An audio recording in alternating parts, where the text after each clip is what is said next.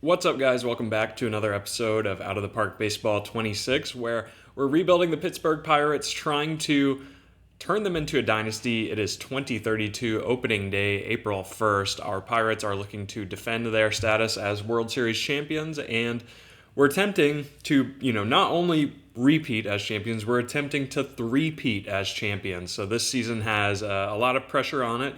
We are the incumbents at the top of the major leagues, and everyone is coming for us. We have a huge target on our backs. So we're going to have to play well. We're going to have to stay healthy, more importantly, if we want to return to the World Series and lock up that three-peat and go down in history as one of the best dynasties in all of baseball. So we're going to get started with the first half today. The plan for today's episode is going to be to recap everything that happened in spring, go over DevLab results, just the smaller programs, of course, review the new prospect list, play actual opening day, look at our opening day roster, and then kind of just go month by month all the way into June. So we'll do all of April. We have a nice clean April 1st start date this season, so we'll do all of April, May, and then I think mid-season is around this time in June. So we're going to cover, 2.5, almost 3 months of game time today and see how things sort of start to unfold. So I appreciate you guys for watching. I think we can try to knock out this regular season relatively quickly. I'm trying to accelerate the pace here before football season starts in earnest, and I sort of become distracted by that. So I appreciate you guys returning to these videos. I know it's been a long series, so I always like to see the engagement and the comments on the videos. It's awesome to see even so deep into the series. So let's recap all the news that has happened. Before I show you the opening day roster, let's just go all the way back to our DevLab programs here. So Seth Weinberger, we are trying to pivot him into like a first baseman backup, and it actually sort of worked here. So his turn double play rating increases by 5 and his infield arm by 5, minor improvements to the other categories.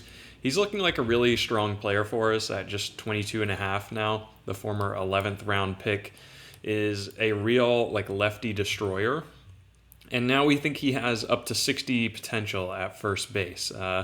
He doesn't have the best outfield arm, so I think that makes him a logical candidate to fill this role. His ratings, ignore the bat for now, but just the infield range at 45, infield error 40, infield arm at 30. It's not great, but I think it's obviously an improvement from where he was. If we look at the bat, though, he looks like a generational hitter against left-handed pitching, and he's not too bad against right-handed pitching either, although he will not start full-time against right-handed pitching. He will only be a full-time starter against left this upcoming season. He'll rotate in sparingly against right, but we can get to that in a bit. Tried to do the same thing with Edward Lantigua. No improvements there. No improvements for Melvin Salazar, our pitcher, who will end up breaking camp with us. Bill Zimmerman, we tried to improve his ability to hold runners. No noticeable changes, but his most recent scouting report came back positive. He gained some control and movement, and he's looking pretty solid. Still just 25 stamina, so not the best, I guess, there. But it is an improvement from his 20 stamina previously. But you can see this January scouting report, his stuff improved and his control improved as well. So he's looking really well balanced against both sides, just 50s across the board and big time stuff. So excited to see what he can do for us in the bullpen this upcoming season, even though no improvement to his defense. We get an outstanding rating on Phil Goodall, and you'll notice Phil Goodall is at AAA. We tried to improve his base running by 5. Base running is one of his weakest attributes here. He's a very plus glove, but and good at small ball with the bunting tool, and he has good speed, so it's just he has no base running instincts whatsoever. So we boosted that up from 30 to 35. Very, very minor. Same deal for Ben Small. Ben Small is on the major league roster, and we finally see his power gains realized from the other program that we ran where he got the plus 15 to current power. We now see that reflected in his current scouting report. Base running also improves by 5, so he looks tremendous. He's back up to 70 grade potential now. Base running improves to just a 40, a clean 40 here. We're going to start him in left field full-time this season. The contact is still a little bit lacking, but up to 65 power now is insane. And, he's pretty well balanced both ways here, both sides of the plate. He should be able to be successful. So the 22-year-old, he's eligible for PPI. Should he win Rookie of the Year, we would get rewarded. Of course, it will be a tough ask. Always, a lot of competition for that award. So we'll see how he turns out. Still a lot of potential to unlock as well. He's so young. I'm really excited to break camp with him. Outstanding defensive program for Javi Ruiz. This is honestly really big. His arm rating improves by a full 5 points, and his framing also improves by 5. So Javi is now seen as like a pretty plus catcher with the 65 blocking. I mean, he is huge. He's 6'6", 220, so he's definitely going to block. But getting the arm just up to average was awesome. He was always sitting at like a 40, 45 arm, and that was kind of lingering in the back of my mind. Like, I don't know if he's actually capable of playing catcher or not, but we were able to boost that up to be at least passable. And now I feel confident in his ability to catch, and he will start the season at full season A ball. So, poor result for Jacoby Rodriguez. We tried to improve his catching defense as well. Thankfully, no noticeable changes for him. He will be at AAA. No improvement for Alexis Braina on his infield defense. No improvement for Tyler August either. So, only a couple wins there, not the best success rate. We get a new prospect list here, however, and you'll see our guy at number 5, Javi Ruiz, jumps almost 10 spots on the board up to number 5. So I guess his off-season program, like the OSA, they were catching on to his growth, and now he is a top 5 prospect in all of baseball. As far as top systems go, we are back up to number 2. Ben Small is currently ranked 11th. Alexis Braina up to 40th, and Tony Granger at 54th. Other players outside of those guys, we have Kung Fu Panda still kind of lurking outside the top 100 at 116. Wallace Canal 145 with Angel Rico and Dave Chavez and Jesus Perez sort of lurking at the back of the top 200. So not like a huge volume of players, but obviously almost 2 top 10 prospects is going to push us higher in the ranks.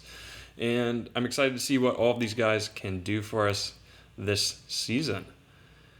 All right, what do we have next here? So I'll review the opening day roster. We're playing the Mets here in this first series. I wanted to recap sort of spring training injuries. Thankfully, we made it through pretty much unscathed. This Ron Burke's injury is a holdover from last season where he had a torn PCL. This is not a new injury.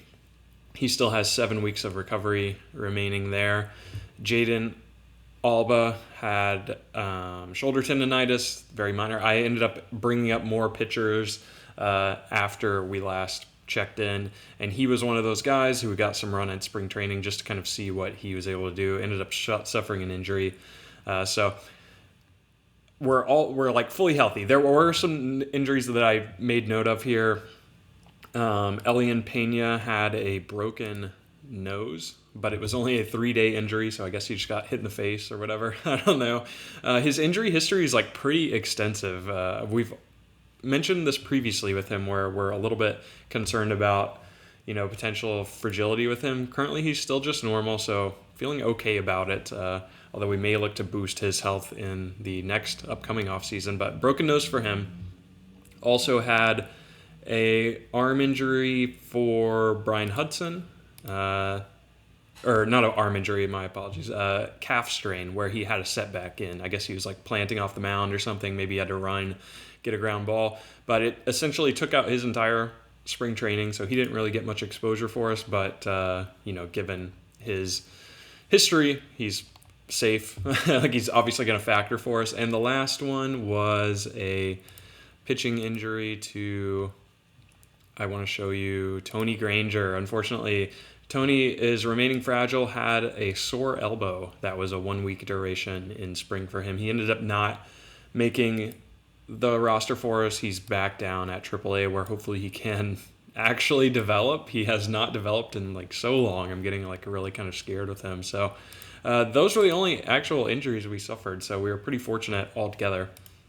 But let's jump over to the opening day roster. I'll show you who we're bringing with us into the season. We'll go ahead and get started with the lineups here. As you can see, everyone is greened out pretty much, meaning that everyone is starting against some form of pitching except for Brock Kettleson. He is the lone guy who is just not in the lineup full-time, left or right. You may think that is a little backwards, like I'm committed to starting Carson Benj. I think in hindsight, looking all the way back at the offseason, I kind of question if we should have even brought Benj back. Maybe Kettleson could have taken that role, and then Phil Goodall is the backup outfielder, but wanted to remain loyal to the guys that have contributed to the last two World Series. Anyway, I'm going on a tangent, but this is the team we're bringing. It's pretty much the exact same team. You notice we have no first baseman, but we have guys like Lantigua, Benj, and Weinberger who are trained to play that. Ben Small will be the starting left fielder, and given his 65 grade power, he's going to hit pretty highly in the order. He's going to hit fifth against right-handed pitching, right in between this string of lefties here, and he's going to hit seventh against left-handed pitching just because we have several real lefty mashers. Gabe Arellano is also going to start against both sides, batting ninth against righties and lead off against lefties.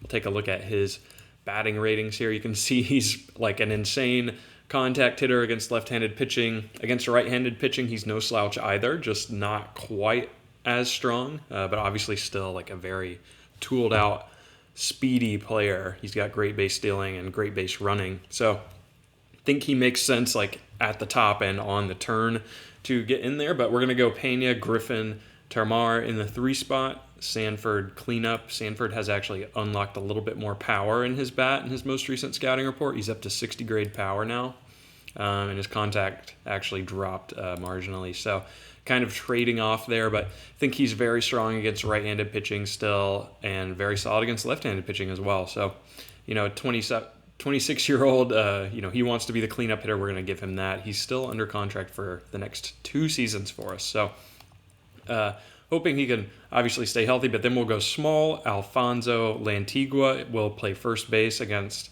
right-handed pitching.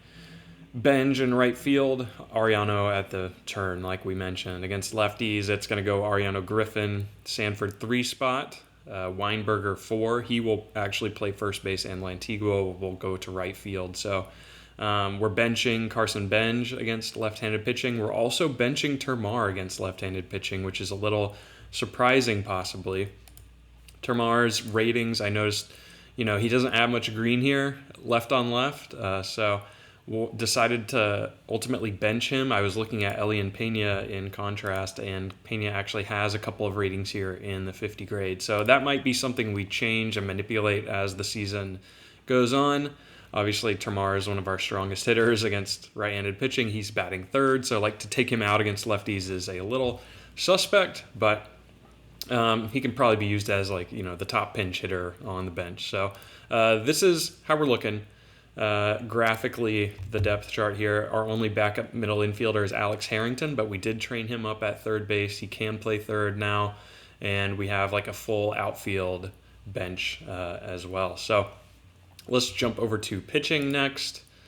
You can see our starters here. If we just go to the table here, I also have the stats split for spring stats. I don't want to put too much stock into these, but they're here if you want to look at them.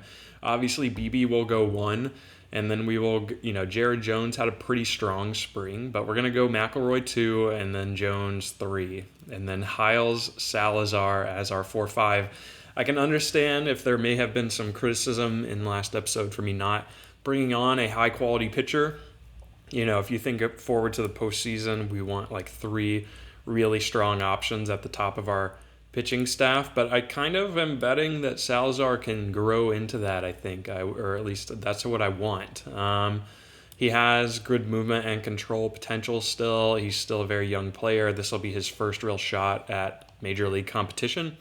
So kind of hoping that he turns into that for us. If not, we can always make a trade at the deadline. I think we can look to buy around that time. I don't think we need 3 strong starters right now.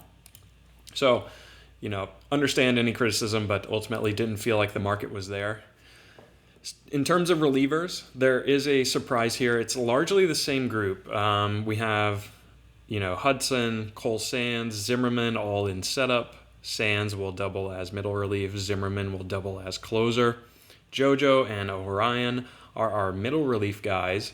Tyler August is long relief, also doubling middle. He actually had a bit of regression in his most recent scouting report, and he still wants to be in the bullpen. So given the 40 control, that's fine with me. I don't want to start him and have him walking like 7/9.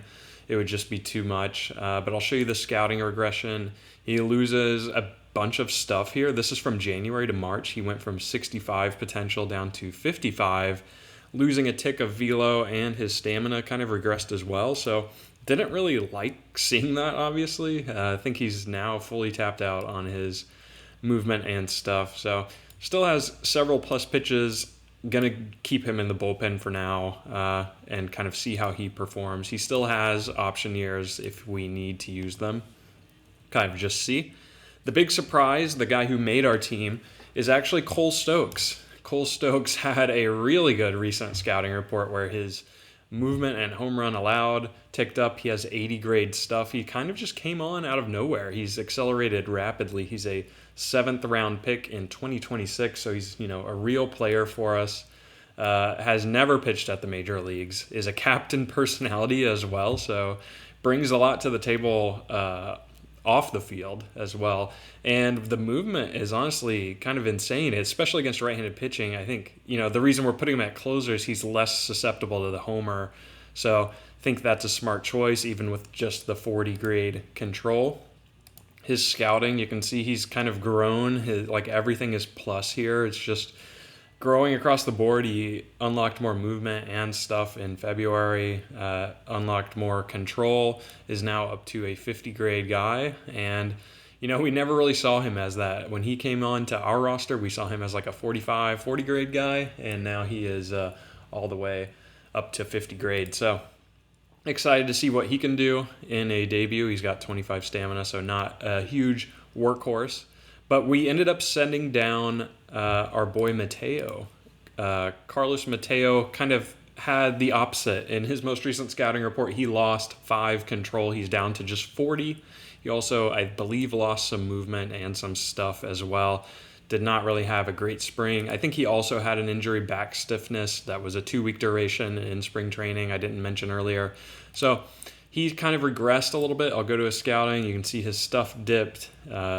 He also, on the back half of last season, saw his stuff dip. His ratings are just not as good as Stokes. We just looked at Stokes on paper a few minutes ago. So, he's not as good as Stokes. He's not as good as Zimmerman. He has options. Going to send him down to AAA to try to get right. And, there was just no room for him, unfortunately. So, this is the pitching staff we're going to rock with for now. Obviously, starting pitching is a question for us, but with Dan Beebe at the top, we obviously feel good. Last thing I'll show you before we get into the games is this screen. I was, taking a look at our team, how we stack up. It's actually outrageously good. So Cole Stokes is immediately seen as the 3rd best closer in the NL. Zimmerman, top reliever. Beebe, 2nd best pitcher. I don't know who is better than Beebe, but he's number 2. Everyone else is showing super well here. Kettleson is actually mentioned here over Ben Small as the 11th ranked left fielder, but top 5 at pretty much every position, top 6, I guess, is always a good sign. And I think we are positioned well heading into the season. So we've got some games here. I'm actually going to take a break in between recording, though, to rehydrate. But we'll get going with these with the opening set here against New York, and then we'll start moving through the season shortly. All right, let's get moving here, guys. It is opening day 2032 on the road in Queens against the Mets. It will be Dan Beebe versus Victor Becerra, who honestly looks pretty good. Oh my gosh, he's tremendous at holding runners. He is a lefty, so we will get our lefty lineup in on opening day. Going to see how we can do here, hoping for obviously a strong performance for Beebe. We have our strategy set. We should be good to sim. Can we get the opening day dub? I feel like we rarely win on opening day when we do this. So let's see how we do here. And we get the 4-1 victory. Obviously, I should have done more table setting on the season. Last year, we almost set the major league record in wins. I think we finished at 112. So that will be the mark to beat for us this season, off to a hot start. I think last year we also won a ton of games in like April, May. We only lost like 5 games up like at the start of June or something like that. It was just outrageous. So anyway, let's look at this game. It looks like Weinberger hit a 3-run homer kind of it was a pitcher's duel until the 8th inning, and then they bring in a reliever and he gets kind of rocked, and that's enough to carry us out. But otherwise, like pretty quiet day for our offense here. Termar pinch hit as he should. It looks like he actually walked and scored a run. So very cool for Weinberger to hit a homer off. I assume this is like a right-handed pitcher. Yeah, so he actually did his damage against a righty, which is awesome. So Cole Stokes, first career save. Heck yeah, let's go. Sands is our first setup man out. It looks like he actually gave up a run as well. So have to keep tabs on how he's doing. But the season is officially underway. And, now we're going to move quick. So I'm going to just go halfway through the month and then check in with you on the 15th. And then we'll knock this out in 2 chunks. All right, y'all, jumping in here, middle of April, you can see we ended up taking the series 3 of 4 on the road in Queens, losing our first series of the year on the road in Tampa, only winning 1. Got shut out in our home opener, but have since won out. We took Baltimore, we sweep St. Louis, so that puts us at 9-4, which is good enough for top in the division, although it is, incredibly early to be looking at stuff like that. I realized I did not show the preseason predictions, you guys. You got to remind me to do that. So we're going to take a look at that now. You can see in the AL, the top projected team is Los Angeles at 95 wins. Tampa was the top team last season. They won 99 games, predicted to regress down to 84 this year. Baltimore projected to win the East, Detroit in the Central. As far as our guys down here in the NL, we're projected at 98, so behind the Dodgers yet again here, not, number 1, just kind of perpetually number 2 in the eyes of the predictions. Obviously, 98, we'll take 98 wins. We'll take winning the Central. We'll take the first round bye. If all of this happens, it'll be great. We get Wyatt Sanford projected to have over 100 RBI as one of the top hitters in the league. Dan Beebe is your top pitcher here with a sub-3 ERA and 10 K per 9. So, sorry I didn't show that sooner. I actually forgot to write it down, so totally my bad. As far as like early trends we're seeing here, we knew pitching was going to be a struggle. I don't think it has been too bad. Our top 4 guys have all been pretty solid. Melvin Salazar in the 5 spot has had a couple of rough goes, 5 earned in both of his early games here. Actually only made it through 2 2/3 in the second game. So hoping he can turn it around and, figure out what he's doing here. This is really his first exposure at Major League competition. I brought him up late last season for 1 spot start down the stretch in like the final week of the season, and it went pretty well, but he's still kind of settling in. He's only 23, so going to give him a little more leash here to figure it out. Not going to send him down after 2 starts. He is our 5 starter, so I think it's fine. Hiles has been pretty solid so far. We're getting good production from the bottom of our order, like the counting stats wise, like Lantigua and Benj are racking up the RBI along with Alfonso. Connor Griffin and Elian Pena are still trying to find it, although they have, hit a couple homers and got RBI themselves. So not going to make too many adjustments here just yet. Ben Small is playing well. No homers yet, but OPSing 748, hitting close to 300, like what he has provided for us. I think that overall, things are looking good. Cole Stokes has 4 saves. He's been pretty lights out on the back end. So feeling good about the team. So we got, the rest of April here. Going to run through this, and then we can kind of look at stats on the month as a whole. 1 month officially in the books here in 2032. We've done pretty well. We've won all of our series here since we last checked in, 2 of 3 against Milwaukee. In our homestand, we only dropped 2 of, 7 there. A couple of pitchers duels against Detroit And then we wrapped by taking 2 of 3 on the road in Vegas and won the first game against Arizona. So that places us at 19-8, first in the NL Central.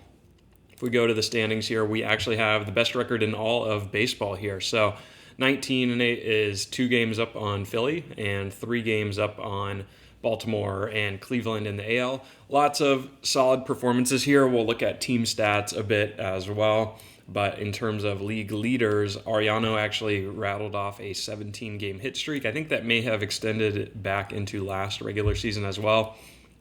Pitching ERA, Finn McElroy and Dan Beebe are back again with really strong performances. I was a little uncertain if McElroy still had it in him or not, and so far so good. Really encouraging. Dan Beebe atop of the league in pitcher war at 1.7. So in terms of our team stats, we're kind of middle of the pack a bit in terms of our batting.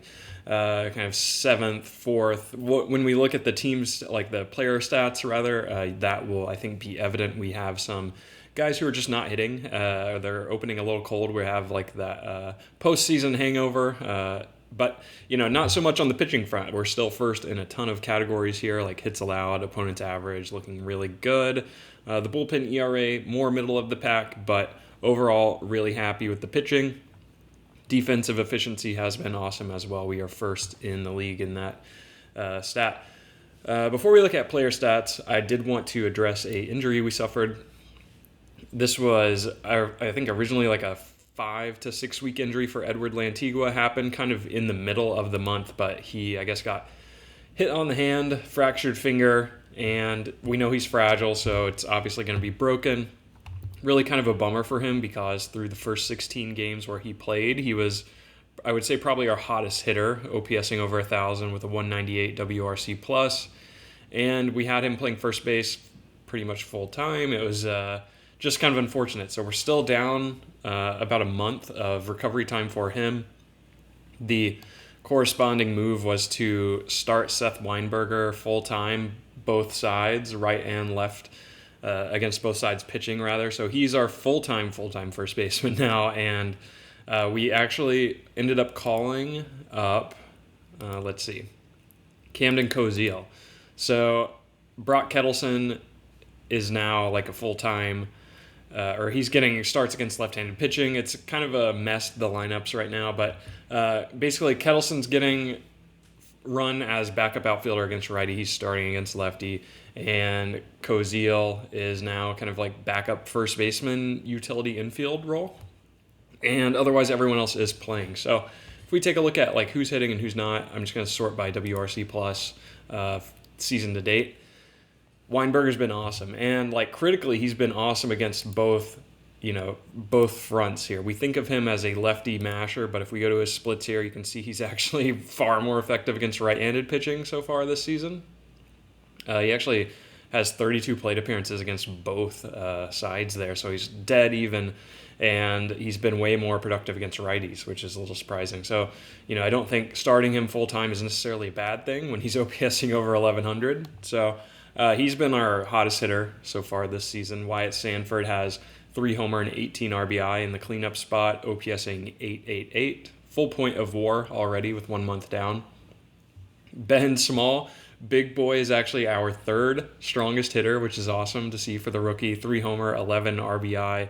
No steals, but hitting 287, OPSing 855. Looking really solid here. I don't know if he has a tremendous splits advantage. Okay, it does look like he's destroying left-handed pitching, but he's still, league average capable against righty. So excited to see how he continues to grow. Omar Alfonso, Termar Johnson, and Gabe Ariano have also all been plus hitters for us. Alfonso especially 4 homer, 12 RBI for him. Carson Benj, closer to league average, batting under the Mendoza, which is like classic of him, but 5 homer, 10 RBI, like in the counting stats, he is among our league team leaders. He actually leads us in homers with the 5, and the double-digit RBIs are solid, so sticking by him. For some reason, I can't quit him. And our probably most disappointing players have been Connor Griffin and Elian Pena, both not playing well at all. Connor Griffin actually struggling mightily. I ended up bumping him down. I gave Weinberger the 2 spot about a week ago in game time. Ben Small bumps up to 5, Griffin down to 7, And honestly, maybe we should swap him with Ariano the way things are looking here. It's just, you have to bet that he turns it around. Like, this is by far his worst season so far, this 2032 stat line. His OPS is like cut in half, his WRC plus is 30. I refuse to believe that that is going to stick. So, hoping for a May turnaround for him. Elian Pena, kind of similar, hitting 167. We actually still have him at leadoff, and I don't really know how else to like readjust the lineups here. I just have to believe in his ratings on paper that he can figure it out and turn it around. So that's kind of the status of the lineup. Pitching wise, I have a couple of concerns.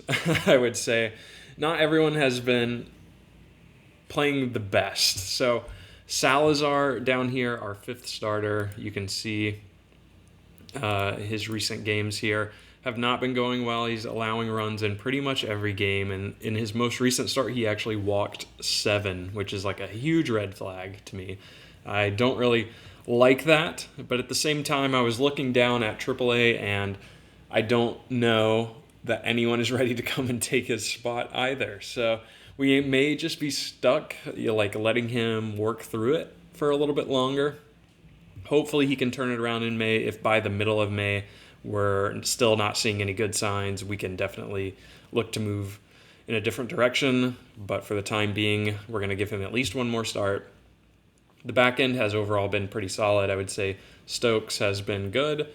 Only one meltdown so far. Tyler August has been shaky. He's a negative 0.6 WAR player, and we had kind of identified the regression in his scouting. So, I'm just, hoping he can find it. He's not serving a critical role for us, but he's like a long relief, middle relief, not looking too good. Similarly, JoJo has been a little tough. He's been giving up the long ball, 14 innings with a 2.6 homer per 9 is not especially good. Negative 0.4 WAR player. Kind of stinks. We have him currently in just a middle relief role, which he has been filling admirably for us over the last couple of seasons, but he is an aging player. He is 35, almost 36, so maybe Father Time is finally catching up to JoJo, and we'll have to pivot in another direction, but going to give pretty much everyone a little bit longer of a leash here just to be absolutely certain that, their stats indicate the players they are. But overall, I think the team has been great. Injury withstanding till Antigua. Next up, we have May, obviously. Excuse me, like voice crack there. But we've got 2 more against Arizona before starting a homestand. We get Cincinnati and San Diego in Pittsburgh before going back on the road to St. Louis and then back home against Miami. So I think I'll go through all of those series, rejoin you here on the 16th, and we can review how the team is doing there. Midway through May here, I think it's kind of been a rocky month for our Pirates. It's, good that we're 25-16. Like, that is definitely a solid record. But so far in the month, you can see we've lost several series here. We ended up taking this one against Arizona. You'll remember we won that final game of April. So 2 of 3 there. Lose 2 of 3 at home in both of these series against Cincinnati and San Diego. Go on the road to win 2 in St. Louis before coming back home to lose 2 more against Miami. So we're kind of struggling at home, bizarrely. I think a lot of this can be attributed to our lack of offense here. We're like middle of the pack to bottom third in a lot of these categories. And, guys just are not hitting. Our pitching is keeping us afloat along with our defense. And you can kind of see our win percentage at home is a little bit worse than we are on the road. So, don't want to read too far into these, but if we go to who is hot and who is not, Benj and Griffin are still not hitting. They are down at the bottom of the order. Griffin is hitting 144, you guys. Our superstar center fielder cannot find it. I don't know what went wrong with him this offseason. He is nowhere to be found. Benj, while he does have 20 RBI, is also quite cold here. So we're kind of readjusting the whole order. We bumped out Ariano. Ariano was running ice cold, so we decided to start Kettleson full-time. Now have Ariano as the backup outfielder across all 3 spots.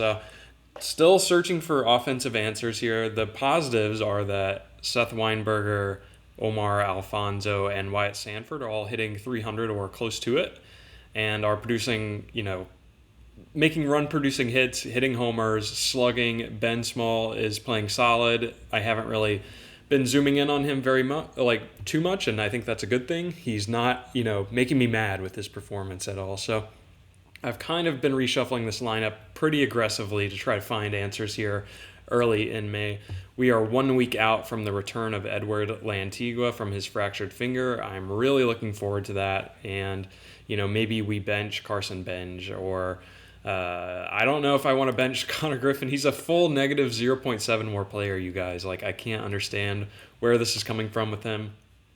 In any case, Lantigua will come back and pretty much slot in somewhere here.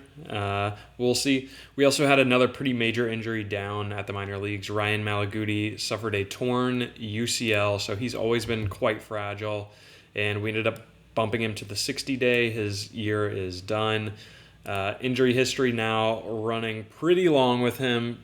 Kind of doubt if he will ever discover it for us. He's a former third-round pick in 2027. We were pretty optimistic on his ability to turn into something for us, but injuries have sort of got the better of him, and he's not going to pitch again this season. So we moved into the 60-day. That opens up a 40-man slot for us if we want to call someone up. Have not done that yet. Have not turned over our pitching staff at all. Salazar's numbers have come down a little bit, so very minor regressions in the positive direction for him. Still kind of struggling, though. I think BB, McElroy have both been good. Hiles has been pretty solid. Jared Jones has gotten blown up in a couple of his recent games, so that is no good. But we're going to keep moving here. Like I mentioned, Lantigua is due back in 1 week, so we will work him in, and then I will rejoin you here on the 31st, and we can see where our Pirates stand. Okay, y'all, it is the end of May. Our Pirates sit at 36-19, and overall, we played pretty well on the field, I would say. We took 2 of 3 on the road in Atlanta, 2 of 3 in Philly, and then won out our entire homestand against Milwaukee and Chicago before losing the final game on the road in Colorado in extras. So on the field, overall pretty good, feeling good. First place in the division, first place in all of the MLB. I believe we still have the top record, and we do, it looks like. A couple of teams in the AL, surging. A lot of strong performers. Wyatt Sanford is among league leaders in OPS, and Edward Lantigua is now back. So feeling good about all of those things. The unfortunate part, which I have not mentioned yet, is that we suffered 2 pretty major injuries in this time, and we sort of had to readjust our strategy moving forward based on those. So I will show them to you now. We'll just go to this screen. You can see the big one. Connor Griffin is out 5 weeks. This was originally a 6-week-long injury with a torn hammy. So the hamstring kind of gives out on him.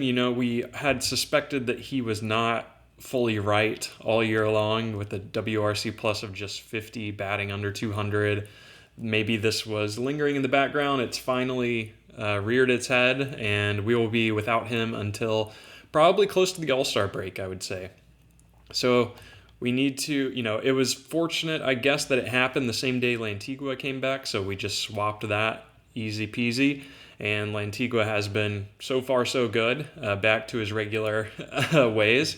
But then we also had Cole Sands go down. So Cole Sands was on a 2 to 3 month recovery estimate here. It's just a strained hamstring, which is it's funny that, or I guess not funny, but bizarre that his recovery would take longer than Connor Griffin, who fully tore his hamstring. So the strained hamstring was a 2 to 3 month injury for Cole Sands here.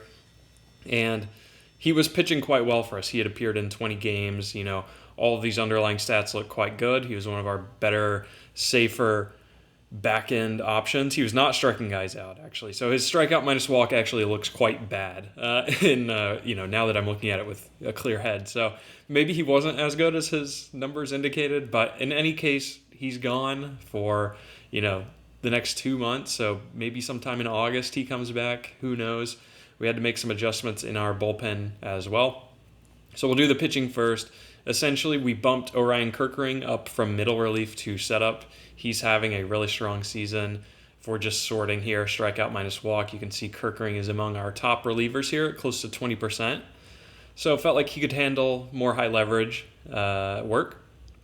And our call-up was Antoine Kelly to serve as middle relief. He is sort of just been always up and down with us, provides pretty good movement, and I think is a safe middle relief option, given he has 30 stamina, and overall feel pretty good about it. So we're, doing well pitching-wise, I would say. The top guys are awesome still. BB still awesome. McElroy holding it down. I swapped Hiles and Jones when, we had an off day to try to get Hiles more innings. He has been marginally better than Jones on the year. Salazar has kind of turned it around as well. You remember early in the year he had a 7 ERA. It's now gone through the 6s and is now at 5.5. So he has done a better job of keeping the ball in the park and off of the opponent's bats. He's limiting contact. So hoping that this is the sign of a turnaround for him and he can continue to grow. He's now up to a 45 overall.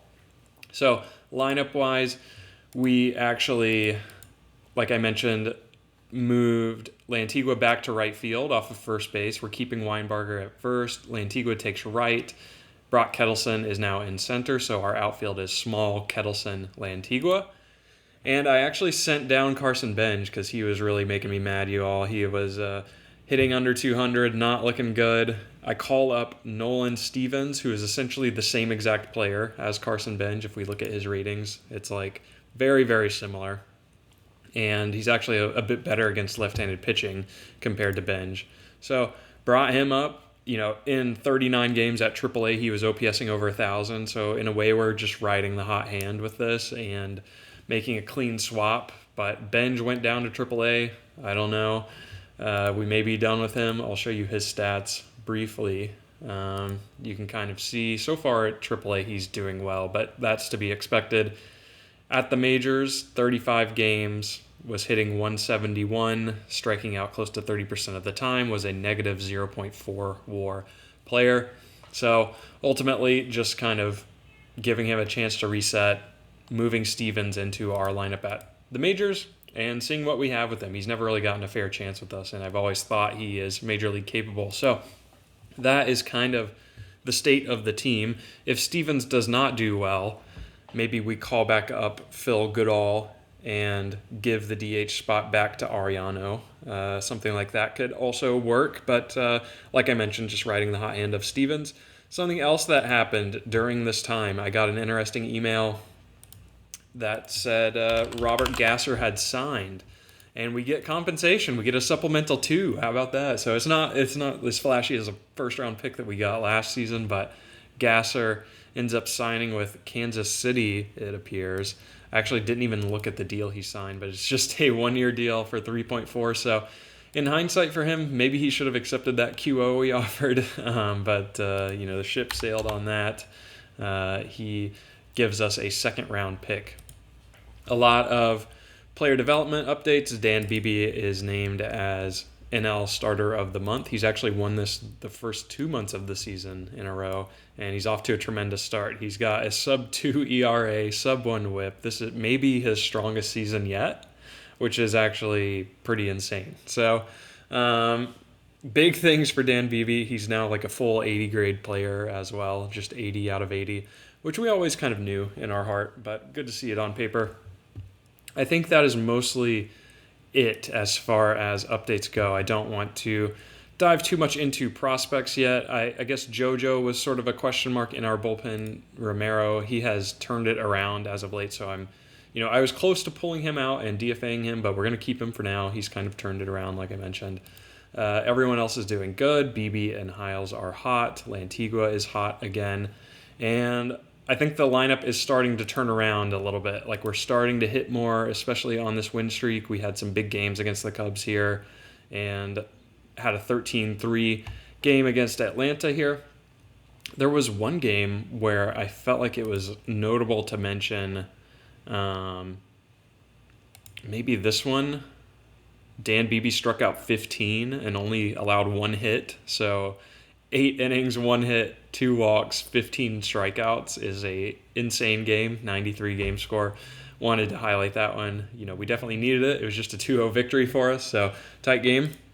But looking ahead to June, we're obviously approaching the midseason point. I may just take us all the way there, may not. I could see us, picking up halfway through the month here after we wrap this series against Philly. So let's just actually plan on that. Let's do these 2 on the road at Colorado. We need both to take the series. Then we go to San Diego, come back home for Houston and Philly, and I will check back in with you on the 13th. All right, y'all, June 14th, as you can see, pretty good play on the field. We've won every series apart from this first one. I want to say in Colorado, yeah, we lost the game that split off into May. Ended up taking the final game to prevent being swept. But from there on out, it's been awesome. 2 of 3 against San Diego, 2 of 3 against Houston, and 2 of 3 against Philly, getting the last one in extras. This one was, the 2-0 loss there. It was a pitcher's duel between who else? Dan Beebe and Paul Skeens. Paul Skeens gets the better of us this time around, although Beebe did strike out 9, only walking 1. Paul Skeens pretty much matched him, striking out 9, walking 2, and they get the last laugh. Their offense was able to pull it out against Bill Zimmerman in the late innings. So always like when those 2 guys match up. It's pretty fun to see. But the team, like I mentioned, playing well, 43-23 at this point. Good enough for 7-4 on the month. We're starting to see our offense wake up a little bit. We're back close to upper third in most of these categories here. Our pitching has maintained, and so has our defense. So I think we're starting to turn the corner here after some rocky play. I mean, if you just looked at this record on paper, you wouldn't expect us to be disappointed, but it's just I felt like we weren't playing as well as we could have been early in the season with our hitting. Now it is finally coming around a bit. And, we're sitting pretty 43-23, like I said. So good enough for, top in all of baseball. We can't complain about that, definitely. So the scouting combine occurred while we were in that sim. Again, I think it's pretty pointless to cover that anymore. But we're going to keep pushing through here. I would expect mid-season is close to here on the 21st. We're, zeroing in on that. And then that will be where we end the episode, guys. I appreciate you sticking with me. It has been quite the long one.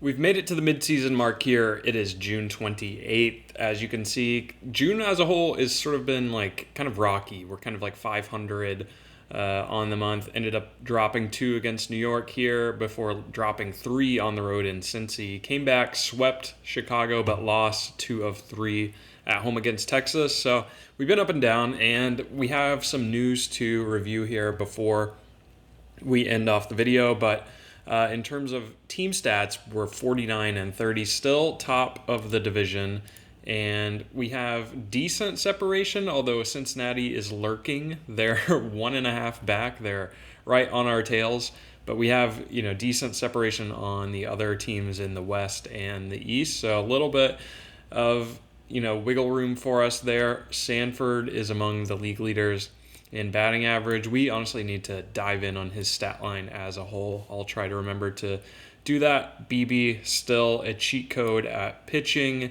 Cole Stokes among league leaders in saves. So, we've kind of been battling it here. Not full on June gloom, I would say, but definitely closer to 500 this month. Our run differential is plus 75, and we are 1 above our expected record. So we're not quite the prolific offense we were last season. I thought maybe we were turning it around at the beginning of the month, and that has just not been the case. So if we go back to our team stats here, like I mentioned, we're 1 over expected, kind of upper third in most batting categories here, sitting around 5th in the majority of them, runs scored 5th. So nothing too special. Starting ERA still looking good. Bullpen ERA 5th. A lot of these categories are fine. 10th in walks, but 1st in defense. I think I'm happy with all of those. There were a couple of big emails that came across. I think maybe first, let's take a look at Wyatt Sanford, because I think he's putting together an MVP caliber season. First off, he's playing shortstop. He's playing great defense. He's got 3.8 WAR, 16 homer, and 50 RBI so far this season as our cleanup hitter. Walk rate and strikeout rate are close to even. He's hitting 326, OPSing 963. He's been a machine for us, pacing for 7.7 WAR if this were to just be extrapolated out. This is really his like height as a player. I think he's like, achieving that height. Hopefully he can remain healthy for us for the remainder of the season, but this is like peak Wyatt Sanford. He's been awesome in terms of like total WAR on the year. We got Alfonso, Pena. Everyone's doing pretty well. Camden Coziel's still like somehow lurking on this roster as a depth piece. So maybe we'll look to cycle him out. I have some roster moves I think I need to make in between episodes, and I actually don't want to review stats in this video because we've spent so long on this early part of the season. I think next video we can dive into the stats and then go up to the draft because it'll be a little bit of a shorter episode. But in between videos, I need to make some changes to our lineup and our pitching staff. In terms of pitching, we have some guys who are a little shaky. I think Zimmerman on the back end of our bullpen, his ERA is sitting close to 5. We need to shuffle some things around. JoJo, I think we may be done. JoJo is sort of falling off a cliff. I have his line item highlighted here. His ERA plus is bad. His FIP minus is bad. We have several guys with like terrible FIP minuses. So we might need to address that. He's giving up the long ball. He's really more of a specialist at this point in his career at age 35. Unfortunately for him, we already have a specialist that we like better in Ben Abel. So like he's kind of getting pushed out, and it may just be time to cut him loose. I think we have guys at AAA that we need to get experience at the majors, but anyway, we'll save that for next video. Dan Beebe, I guess, as well, is also having like an MVP caliber year. We thought we had seen peak Dan Beebe, but this year he's pacing for 8.8 WAR, which would be absolutely ridiculous. He's pacing for 251 innings as well, which we will certainly try to not do that with him, but I can't help it if he's going like 8 innings every outing. He's a machine. He's a freak. So 125 ERA, 0.78 whip. Is this the best pitching season y'all have ever seen in this game? Let me know. 326 ERA plus is pretty crazy. I think it might be the best pitching season I've seen. So like I mentioned, we received some news, and not all of it was good. In fact, it was actually kind of bad. So if we go back here, we have our midseason goals from our owner here. He's pleased with everything we've done. We'll look at prospects to end it, but the main bit of news I am talking about is a setback for Connor Griffin, and it's a bad one, y'all. He needs surgery on the hamstring. It's going to be 3 more months for him, so we've transferred him to the 60-day. This is really bad. At the time of the injury, it looked like we were about to get him back, pre-All-Star break, but now it's a question of if he'll return in the regular season at all. And, it remains to be seen how this will impact his long-term, health and development. Will he still be able to play center field at the same effective rate that he has been, or will he have to move to a corner? These are all I don't want to be dramatic, but those are things I'm thinking about. He's obviously been a tremendous player for us. 6.1 WAR in 2030, 5.2 WAR in 2031. Great hitter, great on the base paths, 30-30 season last year. It's really disappointing that he's pretty much lost a full year of his career at just 26 years old. So 3 more months of recovery time for him. It is maybe possible that he comes back at the very, very end of September. I think it would be in the final weeks there if my math is correct on the dates. So it's possible we have him back for the playoffs, but we're going to need to figure out what to do the rest of the regular season without him, unfortunately. So as far as other injuries go, Cole Sands is still out 5 weeks with his hamstring strain. We have some minor league injuries here. I think one that's kind of funny is that Nate Snead has a torn elbow ligament, so he cannot stay healthy, you guys. It's just sad. It's funny that we're keeping him around at this point. He was actually playing well too, which is the worst thing. He finally puts together 10-game sample at AAA. Looks pretty good. He's just been decimated by injury over the course of his career, so he is done. And we have a couple other guys down here as well with pretty big injuries. The minor league teams as a whole are doing fine. Like AAA is really good. AA and high A are a little sus, and so is A-ball. Like I guess they're actually not doing well, but the DSL is on fire. 17-3 down there. They're crushing it. We'll close out here on the prospects, and then I will let you guys go. Javi Ruiz has jumped up to number 4 in all of baseball. He's playing at A-ball, and he's starting to actually come online, you guys. He's looking a little scary here. The power has dipped a little bit, just a 65 grade tool now, but love his catcher blocking up to a 70. I think that's positive. He's hit 10 homer down there in 55 games, OPSing 859 with a 124 WRC plus. He's looking very capable, and we'll see how far he can make it this year. Maybe he gets an aggressive promotion toward the end of the season. For now, I'm just going to let him cook here at A-ball. And then we sort of dropped a bit because Ben Small obviously graduated out of being a prospect, so he is no longer listed here, but Braina is 44th. He's doing well at rookie ball. We'll jump in on him. You know, he's played 39 games down there, hitting 120 or has a 124 WRC plus, 1.6 WAR, 859 OPS. He's looking pretty capable. He's also got 12 steals down there. So looking pretty good for him. Still just 18, like newly turned 18, I would say, not maybe 18 and a half. So love what he's been doing at rookie ball. Tony Granger is 58th. Tony is doing okay. He's just fine. Kung Fu Panda is the real riser here. He is now in the top 100 at 79th. And his rookie ball season is going great. He's got 6 homer down there, OPSing over 1,000 with a 161 WRC plus. So I think he gets pushed to A-ball right after he finishes out the season here. We still have, I think, about a week of Florida Rookie League remaining, and then we'll try to give him an aggressive promotion and see what he can do at a higher level to end the year. But other big movers in our system, we have Wallace Cannell, Dave Chavez, our first-round pick last year. I'll click in on him. He's playing at high A and has 18 homer, 51 RBI. He definitely needs a promotion because he's hitting 300, OPSing over 1,000 down here, and has 8 steals as well. He is looking awesome. Maybe he can fast track to the majors. Like these are ratings relative to MLB, and he's looking like highly capable right now. Just want everything to come on a little bit further, and we can see how he fits in with us. So I will leave it here. I think that is everything we need to cover. The Pirates are looking good, but again, we're sort of having to battle the injuries this season. We've slipped a little bit here in June.